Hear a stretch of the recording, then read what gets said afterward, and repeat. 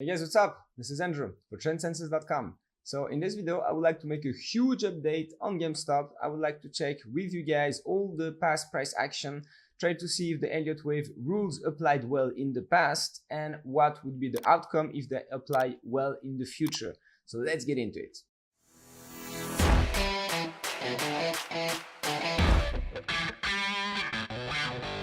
And yes, in this video, I will use Elliott wave theory, as usual, Fib ratios extension, and some trend line and divergences signals. So let's start with a step back because it's important, guys, here to remember what is happening on the long run. Because right now, everybody feels like, oh, we're very bearish. Yes, we are on the short term, but look at the longer term, guys, all right? This is the counting I'm showing you guys here. So basically, we having here the first move that started in March 21, 2. Here we have this third wave, 1, 2, 3, 4, 5 that I'm gonna come back to. You're gonna see I have some very interesting things to show you guys here that is actually showing that AMC case and GameStop case are very different. But I'm gonna keep this for later. For now, let's assume this third wave is here. So then we have a fourth wave here, guys.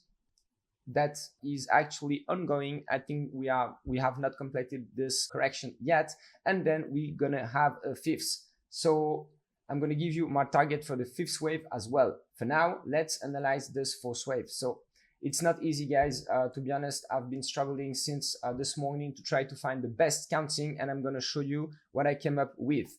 So for now, I think that we are in this triangle. So A, B, C, D, E. It's not perfect, let's be honest. The C wave, I would have liked to see a C wave deeper, you know, something like this. That would be closer to, you know, the theory. But, you know, we had support here, we went higher. For now, I'm going to keep it like this, even if it's not perfect. But assuming we are in this fourth wave correction, and that we are in the E wave of this fourth wave correction, that would be a triangle before the fifth wave, then here, I'm going to try to analyze with you guys what is happening in this fourth wave. So sorry, in this E wave of this fourth wave. So once again, I'm going to come back to this very often. So those are my two very important ratios that I'm going to use.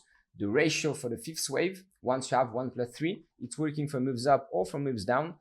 Basically saying that the fifth wave is a ratios of 1 plus 3, either 0.618, this case, you just divide this by this, or 1.618, just divide 38.2 by 61.8. And you're gonna see that those ratios actually appear a lot in any 5-wave development. And another ratio that I'm going to use that is very useful as well. Once again, guys, GameStop and AMC cases are unique. This method applies very well in any type of market. And for AMC and GameStop, you're going to see that it's not always working perfectly. For AMC, I showed you yesterday that the ratios were very well respected, but we're going to see that for GameStop, it's another story. So for now, here, I'm going to come back to this fourth wave correction because what we're interested in is to know, is it complete or not? Where are we heading here? This is the question we are having. So the first thing I'm going to try with a W, X, Y correction. So I measured the W wave that is coming from here to here. I put it to the top of the Y wave and I check the ratios. So the different ratios that we are having here are simply the 0.618 for the C wave of, for the Y wave. It can be 1 to 1 or 1 to 0.618. So here it's giving me 136 or 80. Okay, let's just keep these numbers in mind. Let's dig a bit into this scenario. So if this is true, then the Y wave is an ABC itself. Okay, and let's check the ratios between A and C. Okay, so now it's giving me, once again, if I want these ratios to be applied, so 1 to 1 or 1 to 0.618, this is valid too, even if it's not here. It's happening a lot, at least it's what I'm seeing. So if we go to the 1 to 1, it's going to give us 133, all right, which is quite close for the 137 that we had before. Once again, let me remind you guys here that those ratios, they're giving you areas, all right? It's not like a trend line that is, you know, a precise support where everybody is going to put their orders. The Fib areas are just, it really depends. You can see just the way I do it, there is a lot of approximation. Okay, if I do it here, it's 137. If I just, put it slightly higher, it's 134. So this is the reason why this only gives you some areas. And this is what I'm trying to, show you guys in my Discord, everywhere. This is the reason why I started this channel, is because I want to actually, show you what is working and what is not, what I use and what I don't use. This is the purpose of me making these videos. And by the way, let me very quickly explain, because a lot of you are asking me the questions, what is happening on my Discord. So very quickly, guys, I'm taking a big risk here, I can tell you, because I quit my job, I'm going all in this project, and I decided to show you the trades I'm gonna take, guys. All right, I think that no one else is doing this. I'm now associated with another trader. We're gonna do this together. We're going to try to show you how to use these techniques that I'm showing you to make money. All right, and we're going to disclose everything we do. And of course, it's a big risk, because there is no guarantee we make money. I'm very sure we will, because this is what we are used to do. But this is a risk I'm taking, and it's going to start in September. So for those who are interested, just click on the link in the description of this video and join the movement. But let's go back to GameStop case.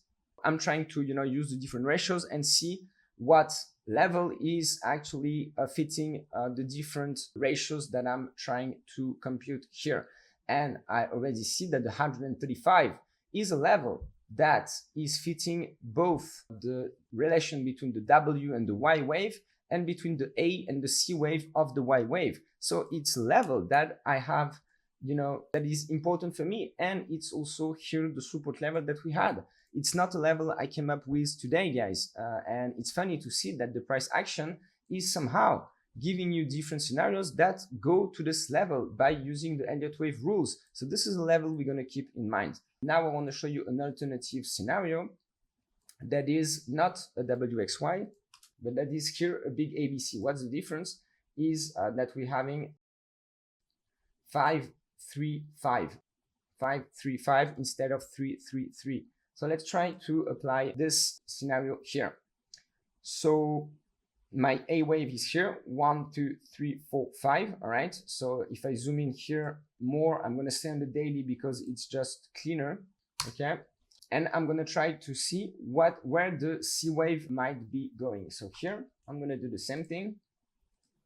1, 2, 3, 4, and 5. And I'm going to, now that I have an impulse that is subdividing my C wave, I'm going to try to apply the ratios to this wave and see where it might be going. So the first thing I have here, guys, is that once again, the fifth wave, I remind you, is either 1.618 if it's extended, or 0.618 of 1 plus 3.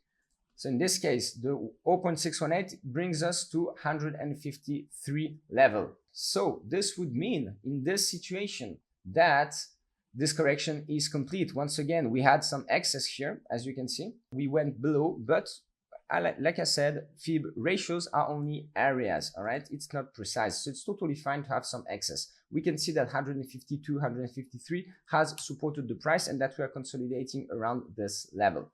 And I have something else. So let me go on a 4-hour time frame. Have something else for you guys. Here is that, as you can see, on a 4-hour time frame, we had a breakout of the 160 level last week, which actually created a new low. Usually when you have a new low with a breakout, the bears should take control and that should make a new low on the MACD, which they didn't. The market bounced back here. So this is creating a bullish divergence. But once again, bullish divergences are very good to use if you have also the breakout on the shorter term, which would happen here. So this is what we're looking for this scenario to be valid. So once again, I remind you the scenario. This scenario is saying that basically the fifth wave is going to the 0.618. So if this is true and we have the bullish divergence, so it's likely that this is correct, then we should have a breakout here, all right, of this bearish trend line around the 160 level. So if the market trades above 160 during this week, it probably means that this correction is over, that the fifth wave went here, and that we are completing the fourth wave. Now I need to show you an alternative scenario that is looking quite bad, but this is going to show you a number that you probably heard on other YouTube channels, because I heard that on my Discord. A lot of you were discussing this, and I think that this is where this number is coming from. Is once again, you apply this relation, and here you can see that the fifth wave might as well go to the 1.618 ratio, all right, if it's extended. Okay, so once again, this is this situation. So if the fifth wave is extended, we would probably go towards this area, all right, which is really not looking good. But don't worry, we have some levels below which we know that probably we're going to go there, and for now they're far from here. And let me just measure in this situation what would be the relation between A wave and C wave. Sorry. Okay, it would be a 1-to-1 relation. So this would also fit both this case, an extended fifths, so this ratio, and this ratio.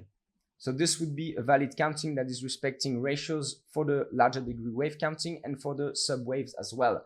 So I would be, very careful. So let me tell you what I think might be the trigger. As you just saw, guys, we have two scenarios, either 135 roughly, 152, so 52, 35, or 86. So if we basically break 135, then look at the longer term trend here. If I connect just the lows between here and here, this is showing you guys what is the trend, and the trend is bullish. But if we break 135 around the 18th of August, technical analysis often shows you some levels, that are basically at the intersection of different trend lines. And here I have one, at 135 on the 18th of August. So basically, if we break this, this would be for me the signal that we're going to 86. All right.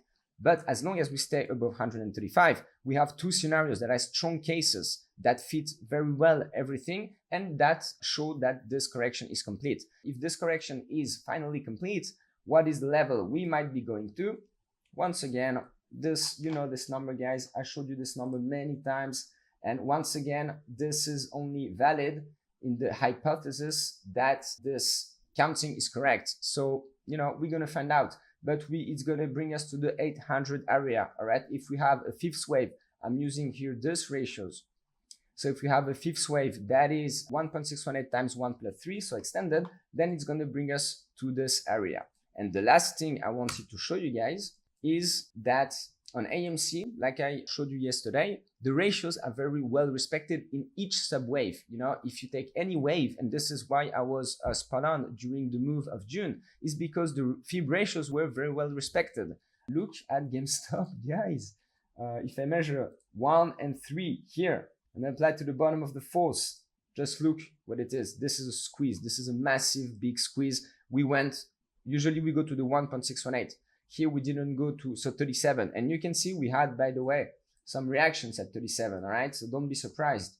Okay, those people who were selling here, they were probably using this method. Okay, first thing, but then it just squeezed hard, and it went not to the double, not to the triple, not 4 times, but something much higher than this, and it went to 480. So this is a short squeeze, and we didn't have this on AMC yet. So let's see if we have it. But this is just a small thing that I wanted to show you, is that of course technical analysis is helping us to build scenarios to try to find what is fitting the best. But when things go wild, when shorts are covering massively together, of course this can just go to the moon, and no one can predict the levels. This level was unpredictable.